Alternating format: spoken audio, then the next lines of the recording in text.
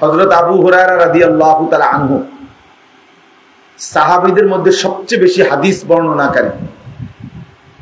উনি বলেন, এই বিপুল পরিমাণ হাদিস নবীজির থেকে সংগ্রহ করতে গিয়ে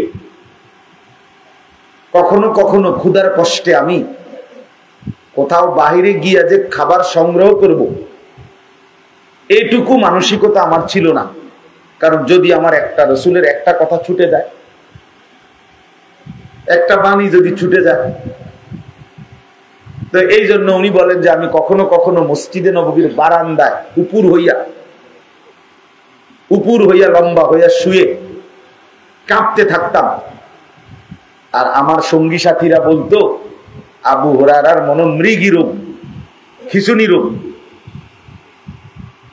এই জন্য সবাই আমারে ঘাড়ে পিঠে হাত বুলাইতো আর বলতো আমার মৃগী রোগ আছে, খিঁচুনি রোগ আছে। কিতাবে আমরা নিজে পড়ছি, হযরত আবু হুরায়রা রাদিয়াল্লাহু তাআলা আনহু বলতেন, এই অবস্থায় ওয়াল্লাহি মা বি ইল্লাল জু। সাহাবীদেরকে, অন্যান্যদেরকে বলতেন, আল্লাহর কসম বন্ধুরা, আমার খিঁচুনি রোগ না, মৃগী রোগ না, আমি এমন কাঁপতেছি আল জু, ক্ষুধার কষ্ট, পেটের বুকে। কিন্তু এরপরেও রাসূলুল্লাহ সাল্লাল্লাহু আলাইহি ওয়াসাল্লামের দরবার থেকে যায় নাই। বিনিময়ে আজকে তিনি সবচেয়ে বেশি হাদিস বর্ণনা করেন।